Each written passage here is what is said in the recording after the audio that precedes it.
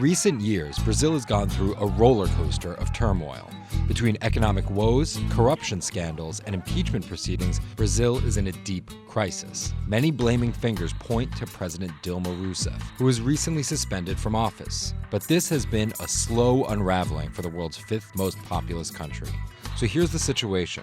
In order to understand Rousseff, you need to start with her predecessor, President Luiz Inácio Lula da Silva, aka Lula. A rags-to-riches story, Lula was wildly popular and became a symbol for Brazil's economic ascent as one of the top exporters in the world of commodities such as oil, soybeans, corn, and iron ore.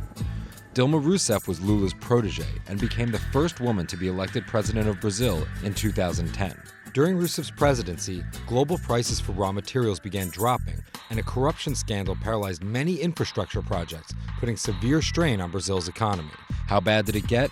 Brazil's economy shrank 3.8% in 2015, the most in a quarter century. The country's credit rating was downgraded to junk, and business and consumer confidence levels fell to nearly their lowest on record. Rousseff's presidency has also been strained by the massive scandal involving Petrobras, the state-run oil company. An investigation dubbed Operation Car Wash revealed a deeply corrupt organization and government. It unearthed a scheme started over a decade ago involving bribery, collusion, and kickbacks implicating Petrobras executives and Brazilian officials. Rousseff herself has not been named in the probe.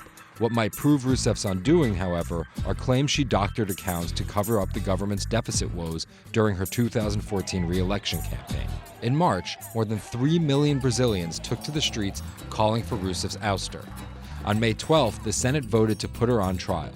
If found guilty, she would be removed from office permanently. However, Rousseff denies any wrongdoing. Now here's the argument. Those in the anti-Rousseff camp say that her time is over. Even if she survives her upcoming trial, which many say she won't, a fragmented government and angry public will prevent her from accomplishing anything meaningful. The pro-Rousseff camp say Rousseff's successor, Vice President Michel Temer, isn't much better.